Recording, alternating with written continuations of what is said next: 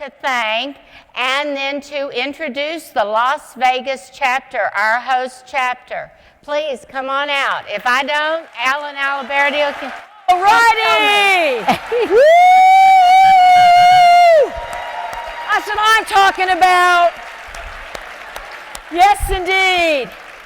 Hey, we would like to also extend our gratitude, first of all, to CMSA, to the Board of Directors, to Kathy Frazier and Frazier Imagineers for making the conference, the 29th one, in our city. Yes! Yes! Some of us have waited a long time for it to happen, and we're thrilled.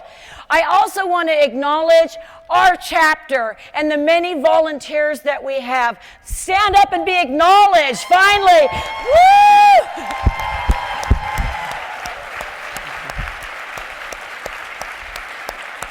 Rock on. Thank you so much for everything you've done. Now, I know that some of you haven't heard about this. This is breaking news. There's two special sessions that you probably haven't heard about yet. They didn't make it into the booklet. The first one is pole dancing. Right? Now, this is for case managers where you're patient and you are at polar opposites. And you need to fix your communication. This course will get you in the juxtapositions and you will be able to facilitate communication like you've never dreamed of.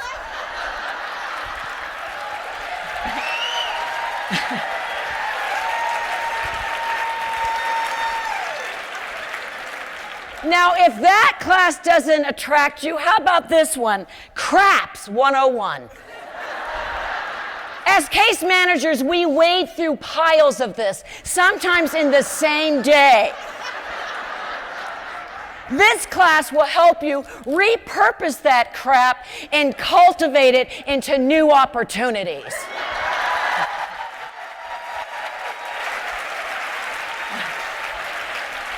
Okay, sign up at registration. Now, some of you already know because you've stopped by our booth, and thank you already. Those that have their T-shirts and their dies from our booth. CMALV, as you know, is the sponsoring chapter, gets to pick the nonprofit of choice. And I'd like to call out our wares. First of all, we have these fabulous T-shirts, retro tie-dyed, because we know the average age of case managers. Now, Casey is sporting the tank top. Now you can dress it down for the pool or dress it up for the evening. We also have our iconic dice. Some of you who have been to several of these post-CMSA annual conferences know how coveted these are. And we want to just let you know, if you're like, how could I use that, Ellen and Casey? Well, first of all, you can swung them. They can be hung. And ladies and gentlemen, they can be flung.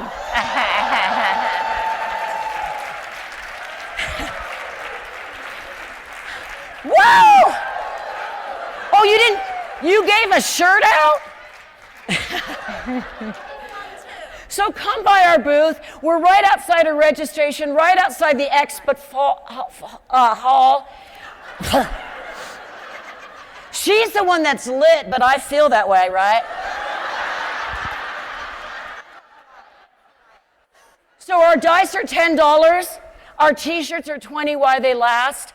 And it's all for Project 150. So without further ado, let's learn more about it by welcoming Kelly Christo, the Executive Director of Project 150. For a month. Imagine you have no idea where you're going to sleep tonight. No idea where your next meal is coming from, or who you can trust. Now, imagine you're only 16 years old. Project 150. High school is tough enough.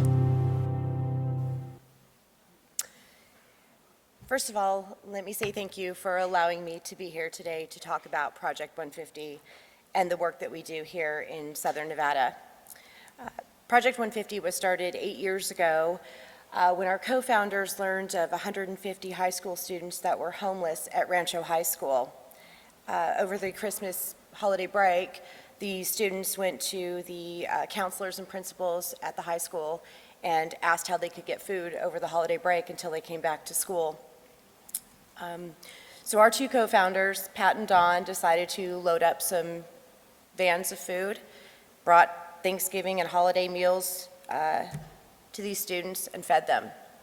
And after that, Project 150 just started to spiral because we realized that there weren't just 150 homeless high school students in Southern Nevada. There was actually over 6,000, which is crazy. So this year, the new numbers just came out. There's 16,000 total homeless high school in Nevada. 10,000 of those are right here in Southern Nevada, and 6,000 of those are in high school. So the rest of those are middle school and elementary school children. The way we define homelessness is different than the way you or I might think homelessness is. So couch surfing, as social workers, you probably know what that means. So couch surfing here in Las Vegas are weeklies, not a stable, safe place for anyone to live, and then obviously on the street. So our students literally are on the street. We encourage them at Project 150 to stay in school. And so what we do is we provide food, hygiene products, school supplies, and whatever else they may need to continue to go to school every single day so that they can graduate, receive their high school diploma, and hopefully we can change the trajectory of their life.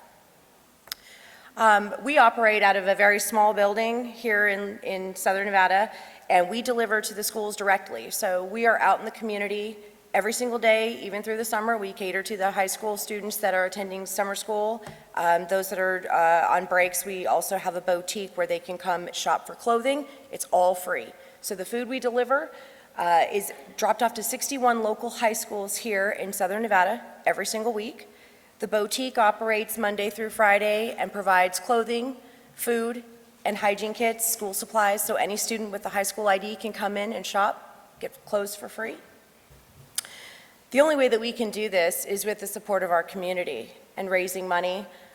Roughly about $150,000 to $200,000 a year I spend in purchasing this food to just turn around and give it away to those homeless high school students. I want to be able to do that as long as I have to. So with your support, those t-shirts and those dice that the ladies are selling out of their booth, every bit of that helps me continue to do our mission here in Southern Nevada and feed those homeless high school students. I appreciate you guys all coming out and listening to me today. We'll be out at the booth tomorrow if you want to stop by and visit. If you have an opportunity to donate or even just stop by our booth, or our business is right on Rancho and Gowan, so if you live here in Las Vegas, feel free to stop in. I'd be happy to give you guys a tour. Thank you for having me. Have a great day.